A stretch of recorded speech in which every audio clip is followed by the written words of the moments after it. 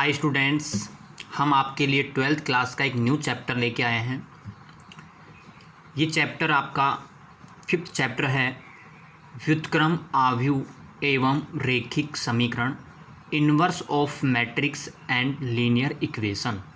यानी कि ये चैप्टर मैंने बताया आपको आरबीएससी में भी है, एनसीईआरटी में भी है, दोनों बुकों के अंदर ये चैप्टर है। ये चैप्टर बेटा बोर्ड के एग्ज़ाम में 4 मार्क्स का आता है। इसका नंबर है 4। अब बात करते हैं 4 मार्क्स का चैप्टर है, इसमें कितने क्वेश्चन एग्ज़ाम में पूछे जाएंगे। बोर्ड के अंदर इस 4 नंबर से 2 क्वेश्चन आते हैं। एक क्वेश्चन आता है 1 नंबर का, 1 अंक का, एक आता है 3 नंबर का। 2 क्वेश्चन आएंगे। एक बहुत छोटा क्वेश्चन आएगा जो 2 मिनट में हल करना होगा, एक बड़ा क्वेश्चन आएगा जो आपको 6 मिनट में हल करना होगा। 6 मिनट तक का आप समय यूज कर सकते हैं। 5 मिनट में कर दें, 4 मिनट में कर दें। तो 1 + 3 = 4।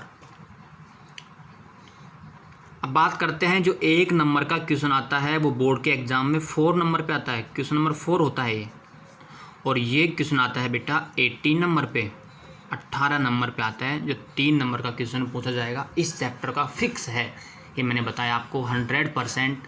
2 क्वेश्चन आएंगे, 1 नंबर का 1 आएगा, 3 नंबर का 1 आएगा, एक चौथा क्वेश्चन होगा, एक 18वां क्वेश्चन होगा। अब हम बात करते हैं पहले 1 नंबर के क्वेश्चन की। आपको पहले 1 नंबर करवाएंगे, उसके बाद में फिर 3 नंबर वाले क्वेश्चन करवाएंगे, ठीक है। व्युत्क्रम आव्यूह, हमने मैट्रिक्स वाला चैप्टर पढ़ लिया है सभी ने। मैं एक बार फिर से रिवाइज़ कर रहा हूँ। जो विद्यार्थी नए हों वो ध्यान रखें, मैंने 12th क्लास के ये चैप्टर कंप्लीट कर दिए बेटा। 2nd, 3rd, 4th, 7th, 9th, 10, 11, 12 और 15।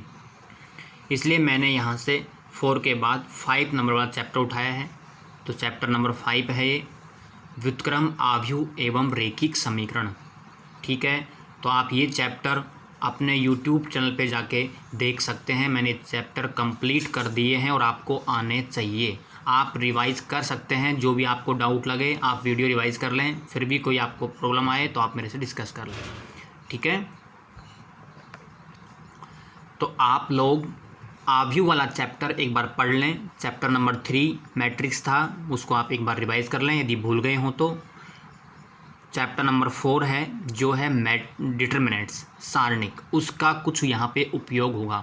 तो आप 4th चैप्टर को एक बार बेसिक देख लें ताकि आपको चैप्टर नंबर 5 में प्रॉब्लम नहीं आएगी। क्योंकि बेटा 3rd, 4th और 5th ये तीनों चैप्टर कंबाइंड हैं। इन तीनों के अंदर एक दूसरे के जो फॉर्मूले हैं या जो बेसिक कंसेप्ट, जो इनके जो बेसिक कंसेप्ट्स हैं वो यूज़ में होते हैं। तो मैं आप शुरुआत करता हूँ 5th चैप्टर की, ठीक है बेटा। बता दिया मैंने 4 नंबर का चैप्टर होगा, 2 क्वेश्चन आएंगे, 1 नंबर का और एक 3 नंबर का। अब हम केवल और केवल 1 नंबर के बारे में आपसे बात कर रहे हैं। देखो बेटा, नंबर 1 पे बोर्ड के एग्ज़ाम में कई बार ये पूछ लेता है व्युत्क्रमणीय आव्यूह, यानी कि व्युत्क्रमणीय आव्यूह को क्या बोलते हैं? Non singular matrix. Non singular matrix क्या होती है? व्युत्क्रमणीय आव्यूह किसको कहते हैं? या किसी क्वेश्चन में पूछ लिया जाता है, अलग से बताऊंगा बाद में। पहले ये समझ लो कि व्युत्क्रमणीय आव्यूह होती क्या है, नॉन सिंगुलर मैट्रिक्स क्या होती है। ये मैट्रिक्स दे दिया आपको, A = 2, 3, 5 और 6, ये एक मैट्रिक्स है। आप इसको चेक करके बताएं कि ये व्युत्क्रमणीय आव्यूह है या नहीं है। कैसे चेक करेंगे? आप इसका डिटरमिनेंट्स निकालेंगे, सारणिक निकालेंगे। क्या निकालेंगे? डिटरमिनेंट्स। मैट्रिक्स है ये तो, अब मैं बता रहा हूँ सारणिक। 2, 3, 5, 6 = ऐसी सारणिक मैंने आपको 4th चैप्टर में, 4th चैप्टर में बताया था कि 2/2 का डिटरमिनेंट्स यानी 2/2 के सारणिक का मान कैसे निकाला जाता है। इसका इसमें गुणा करते हैं, याद आ गया कुछ? इसका इसमें गुणा करते हैं, 6 दूआ 12, माइनस इसका इसमें गुणा करते हैं, 5 या 15। आंसर आ गया -3। Does not equal 0। जो -3 आया है ये 0 नहीं है। यानी यहाँ पे जो आपके पास आंसर आया है प्लस का आए चाहे माइनस का आए वो कोई बात नहीं है, लेकिन जीरो तो नहीं आया ना, जीरो नहीं आया, इसका मतलब ये एक व्युत्क्रमणीय आव्यूह है। तो अब आपको मैं परिभाषा बता रहा हूँ कि व्युत्क्रमणीय आव्यूह क्या होती है। एक ऐसा वर्ग आव्यूह स्क्वायर होना चाहिए, 2/2 3/3, ये बात ध्यान रखें। एक ऐसा वर्ग आव्यूह, एक स्क्वायर मैट्रिक्स जिसकी determinants of A does not equal 0, जिसके सारणी का मान 0 नहीं हो, वह एक व्युत्क्रमणीय आव्यूह कहलाती है। समझ में आ गया? ठीक है, अब बात करते हैं दूसरा अव्युत्क्रमणीय आव्यूह के बारे में। अव्युत्क्रमणीय आव्यूह, सिंगुलर मैट्रिक्स, सिंगुलर मैट्रिक्स क्यों कहते हैं? ऐसा एक वर्ग आव्यूह, ये भी वर्ग आव्यूह है, यानी 3,2 और यहाँ पे ले ले हम 3,2, ये एम्प्लाइज डिटरमिनेंट्स ऑफ मैट्रिक्स, इस मैट्रिक्स का सारणी का मान determinants of A is equal to, convert कर लेंगे डिटरमिनेंट्स में 3 2 3 2, डिटरमिनेंट्स इज इक्वल टू, इसका इसमें मल्टीप्लाई करते हैं बेटा, 3 2 6 माइनस इसका इसमें करते हैं 3 2 6 और 6 में 6 गया 0, 0 आ गया। तो जिस वर्ग आव्यूह में, तो व्युत्क्रमणीय आव्यूह और अव्युत्क्रमणीय आव्यूह यानी नॉन सिंगुलर मैट्रिक्स और सिंगुलर मैट्रिक्स के बारे में मैंने आपको बताया कि जिसमें सारणी का मान 0 नहीं आता हो वह व्युत्क्रमणीय आव्यूह होती है, और जिसके सारणी का मान 0 आता हो वह अव्युत्क्रमणीय आव्यूह होती है। तो बेटा मैं आपको 1 नंबर का सवाल दे रहा हूँ कि बोर्ड में 1 नंबर का सवाल इन पे कैसे पूछा जाता है। बुक के सवाल भी कराऊंगा बाद में, पहले मैं केवल बेसिक बता रहा हूँ। यदि आपका बेसिक क्लियर हो गया तो आपको बुक के किसी भी क्वेश्चन में प्रॉब्लम नहीं आएगी। तो आप ध्यान रखें, वीडियो का बेसिक बहुत अच्छे से समझें, ठीक है। देखो हमने फर्स्ट क्वेश्चन राइट किया है, ए इज इक्वल टू एक मैट्रिक्स है, एक अव्युत्क्रमणीय आव्यूह हो तो x का मान ज्ञात करो कि इस x का मान क्या होगा यदि यह एक अव्युत्क्रमणीय आव्यूह singular matrix, if A matrix is singular matrix then find the value of x। Channel को लाइक एंड सब्सक्राइब करें, शेयर करें। हम इसको हल करते हैं बेटा, a is equal to x 3 4 2 लिखा हुआ था व्युत्क्रमणीय आव्यूह, व्युत्क्रमणीय आव्यूह हो तो सारणी का मान 0, एम्प्लाइज सारणिक x 3 4 2 is equal to 0, implies. इसको हल करना आप जानते हैं, x का 2 में मल्टीप्लाई करेंगे 2x माइनस 4 का 3 से करेंगे 4 तिया 12 is equal to 0, 2x is equal to 12 और x इज इक्वल टू 6। जी आ गया, वेरी सिंपल। ऐसे हम क्वेश्चन सोल्व करेंगे। यहाँ पे है अव्युत्क्रमणीय, इसका मतलब है कि जो भी हमको मैट्रिक्स दे रखी है उस मैट्रिक्स को सारणिक में बदलो और सारणी का मान 0 के बराबर कर दो। और सारणिक बना दी हमने, पहली मैट्रिक्स थी इसको बनाई मैंने सारणिक, मतलब डिटरमिनेंट्स बनाई, और डिटरमिनेंट्स को सोल्व करना आप सभी जानते हो, इसका इसमें मल्टीप्लाई करते हैं माइनस इसका इसमें मल्टीप्लाई करते हैं, x की वैल्यू आ जाएगी। x हो, यहाँ पे y हो सकता है यहाँ पे लैम्बडा हो, यहाँ पे k हो, ठीक है, p हो, हम किसी का भी मान फाइंड कर सकते हैं। ये हमने एक आपको अव्युत्क्रमणीय का क्वेश्चन समझाया है, फिर बुक के क्वेश्चन भी कराएंगे बाद में। तो बेटा मैंने 2 चीज़ बताई, व्युत्क्रमणीय आव्यूह क्या होती है और अव्युत्क्रमणीय आव्यूह क्या होती है, non singular matrix and singular matrix. अब बात करते हैं नेक्स्ट पॉइंट की। इसका क्वेश्चन भी आता है, त्रिभुज का क्षेत्रफल, त्रिभुज का क्षेत्रफल ज्ञात करने का formula. Area of triangle, area of triangle, त्रिभुज का क्षेत्रफल, यानी कि आपको ए गिवन होगा x1 कोमा y1, फिर बी पॉइंट होगा x2 कोमा y2, फिर सी पॉइंट होगा x3 कोमा y3, यानी कि आपको 3 पॉइंट के कोऑर्डिनेट दिए गए होंगे, क्योंकि एक त्रिभुज के अंदर 3 वर्टेक्स होते हैं, 3 शीर्ष होते हैं। ये ए है, ये बी है और ये सी है। तो ए बी सी के कोऑर्डिनेट निर्देशांक आपको दे रखे होंगे, यानी 0 1 1 0 प्लस के माइनस के, उससे आपको प्रॉब्लम नहीं है। यानी ए में होता है x1 y1, बी में होता है x2 कोमा y2, सी में होता है x3 कोमा y3। तो बेटा फॉर्मूला है एरिया ऑफ ट्राइंगल, त्रिभुज का क्षेत्रफल इज इक्वल टू 1/2 सारणिक x1 x2 x3 y1 y2 y3 1 1 1। ये है फॉर्मूला त्रिभुज के क्षेत्रफल को निकालने का, एरिया ऑफ ट्राइंगल फाइंड करने का, इज इक्वल टू 1/2 डिटर्मिनेंट्स सारणिक x1 x2 x3 y1 y2 y3 1 1 1। हम यहाँ पे वैल्यू रख देंगे, इनकी वैल्यू आपको ABC में मिलेंगी। और हमने सारणिक को सोल्व करना आपको 4th चैप्टर में बहुत अच्छे से बता दिया है, क्योंकि हमने 4th चैप्टर कंप्लीट कर दिया है। ठीक है, क्योंकि आप सारणी का मान 2/2 का 3/3 का निकाल सकते हैं। तो फॉर्मूला लर्न हो गया बेटा। अब चलते हैं हम नेक्स्ट, इसका हम आपको एक क्वेश्चन करवा दें। देखिए इसका एक क्वेश्चन कर लेते हैं पहले, फिर आपको दूंगा सॉल्व करने के लिए।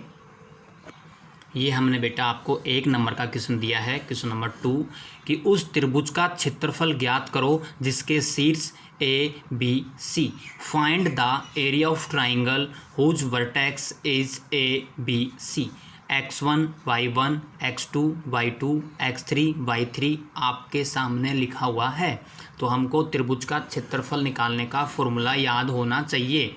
तो देखो बेटा, त्रिभुज का क्षेत्रफल area of triangle is equal to 1/2 determinants x1 x2 x3 y1 y2 y3 1 1 1 is equal to 1/2 determinants. x1 की वैल्यू क्या है 4, x2 की वैल्यू 2, x3 की वैल्यू 3, y1 की वैल्यू 0, y2 की वैल्यू 6, y3 की वैल्यू 1, फिर 1 1 1।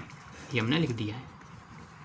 अब हम इसका प्रसार करेंगे। हमने बता रखा था R1 के अनुदिश, R2 के अनुदिश, R3 के अनुदिश, C1 के अनुदिश, C2 C3, यानी इनको पंक्ति बोलते हैं, रो बोलते हैं, इनको कॉलम बोलते हैं। ऐसा मैंने आपको बिल्कुल क्लियर 3rd चैप्टर में और 4th चैप्टर में समझा दिया है। तो 4th चैप्टर है जो सारणिक वाला चैप्टर है। तो सारणिक वाले चैप्टर में बताया था सारणिक का प्रसार करना, एक्सपेंशन ऑफ डिटर्मिनेंट्स, कैसे हम सारणिक का प्रसार करते हैं। तो बेटा हम चाहें तो R1 के R2 के अनुदिश कर सकते हैं। यहाँ लिखना होगा R1 के अनुदिश प्रसार करने पर, तो देखो 1/2 कैसे करेंगे प्रसार। पहले 4 का, फिर सारणिक, इसकी पंक्ति इसका कॉलम छोड़ देंगे 6 1 1 1, फिर माइनस, फिर ये वाला 0, फिर सारणिक, इसकी पंक्ति इसका कॉलम छोड़ देंगे 2 1 3 1, प्लस ये वाला 1, फिर सारणिक, इसकी पंक्ति इसका कॉलम छोड़ देंगे, ये चारों आ जाएंगे 2 6 3 1। ये मैंने आपको अच्छे से समझा रखा है। ठीक है बेटा, जो आपके सामने राइट कर दिया है, इज इक्वल टू 1/2 ब्रैकेट 4, फिर ब्रैकेट 6 1 जा 6 माइनस 1 इंटू 1, माइनस 0 से सब 0 हो गया, प्लस 1, फिर ब्रैकेट 2 1 जा 2 माइनस 6 तिया 18 ब्रैकेट 1/2, फिर ब्रैकेट 6 में से गया 5, 5 चौका 20, प्लस 2 में से 18 गए माइनस के 16, इनको 1 से करेंगे तो ये हो गया माइनस का 16। यहाँ पे आ गया 1/2 मल्टीप्लाई 20 में से 16 गए 4, ये आ गया 2 वर्ग इकाई स्क्वायर यूनिट, आंसर आ गया। ऐसे हम किसी भी ट्राइंगल का एरिया फाइंड कर सकते हैं। प्रसार आपको समझा रखा है, प्रसार में प्रॉब्लम नहीं आएगी, केवल आपको तो बस फॉर्मूला याद रखना है। ठीक है बेटा, कभी भी क्षेत्रफल माइनस में नहीं होगा, ऑलवेज एरिया इज़ पॉजिटिव, ये बात ध्यान रखें। यदि माइनस में आता है तो आप उस माइनस को प्लस कर दें, वरना आपके मार्क्स कट जाएंगे। ठीक है, क्योंकि किसी भी शेप का जब एरिया फाइंड करते हैं, कोई भी आकृति हो, त्रिभुज हो, वर्ग हो, आयत हो, तो उसका क्षेत्रफल कभी माइनस में नहीं आता है। ठीक है, ऐसे क्वेश्चन मैं आपको राइट करूँगा। अब बात करते हैं संरेख कोलिनियर। इसका क्वेश्चन भी 1 नंबर में पूछा जाता है। A, B, C is given, यानी कि हमको बताना है संरेख हैं या संरेख नहीं। ठीक है, तो बेटा संरेख कैसे बताएंगे? कोलिनियर बोलते हैं इसको। 3 point seated in A 1 line, एक लाइन में हों ऐसे ये बिंदु आपस में संरेख कहलाते हैं। जैसे 3 बिंदु थे पहले, ये 3 बिंदु से बन गई एक त्रिभुज की आकृति, ट्रायंगल बन गया। ये जो ट्रायंगल बन गया, इस पॉइंट को उठा के हम यहाँ पे ले आए, तो ये पॉइंट यहाँ से धीरे धीरे ये पॉइंट मैंने यहाँ पे ले आए। जब ये पॉइंट यहाँ पे आ जाएगा तो ये दोनों लाइन ख़त्म हो जाएंगी, दोनों लाइन हट जाएंगी, क्योंकि जब पॉइंट ही हट जाएगा तो लाइन भी हट जाएंगी। तो इसका मतलब ये लाइन हट गई तो आकृति ख़त्म हो गई, आकृति समाप्त हो गई। तो आकृति समाप्त हो गई तो ये बिंदु क्या हो गए? संरेख हो गए। तो मतलब सिंपल सी बात है, संरेख का मतलब जिसमें त्रिभुज का क्षेत्रफल 0 हो, कि area of triangle is 0 called 3 point collinear. तीनों बिंदु क्या होंगे? संरेख होंगे। यानी कि एरिया ऑफ ट्राइंगल, त्रिभुज का क्षेत्रफल इज इक्वल टू 0 हो, तो उसको बेटा हम कहते हैं कि साहब तीनों बिंदु संरेख हैं। यानी कि त्रिभुज का क्षेत्रफल, एरिया ऑफ ट्राइंगल आप जानते हैं क्या होता है बेटा? 1/2 determinants x1, x2, x3, y1, y2, y3, 1, 1, 1 is equal to 0। यदि 0 आ जाएगा तो संरेख होंगे। यदि वो कह दे संरेख हों तो x का मान निकालो या k का मान निकालो, लैम्बडा का मान निकालो, तो आप ध्यान रखें जब संरेख होंगे तो आपको इक्वल 0 करना होगा। जब हम इक्वल 0 कर देंगे तो हम किसी भी अननोन का मान फाइंड कर सकते हैं। ठीक है, तो हम आपको इसका एक क्वेश्चन समझाते हैं, फिर हम आपको कंप्लीट क्वेश्चन राइट करेंगे बेटा। यदि बिंदु दे रखे हैं, आपको लिखा हुआ है संरेख हो तो x का मान निकालो। If points are collinear then find the value of x। यानी आपको बता दिया इसने संरेख हैं, तो आप संरेख हैं तो समझ जाना त्रिभुज का क्षेत्रफल 0 करना है, और 0 कर देंगे तो हमको x का मान प्राप्त हो जाएगा। तो देखो बेटा, बिंदु x, -2, 5, 2, 8, 8 संरेख हों तो त्रिभुज का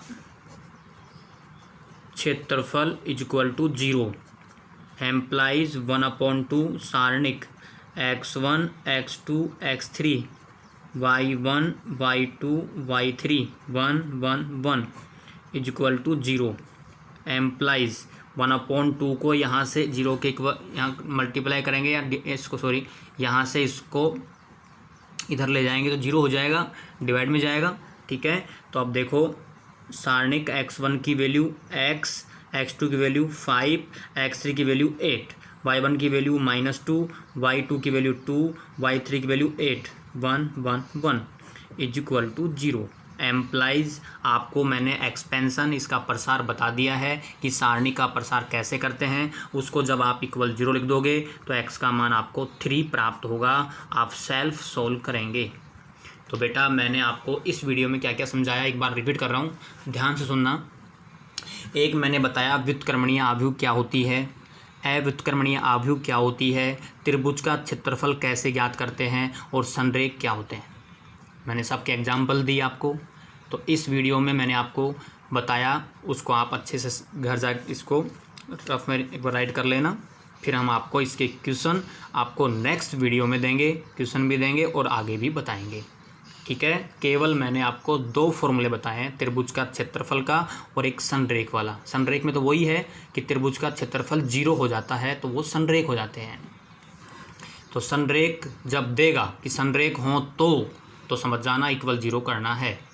वो कहे कि सिद्ध करो बिंदु संरेख हैं तो समझ जाना उसका आंसर 0 आएगा। जब 0 आ जाएगा तो प्रूव हो जाएगा कि संरेख हैं, कोलीनियर हैं। ठीक है।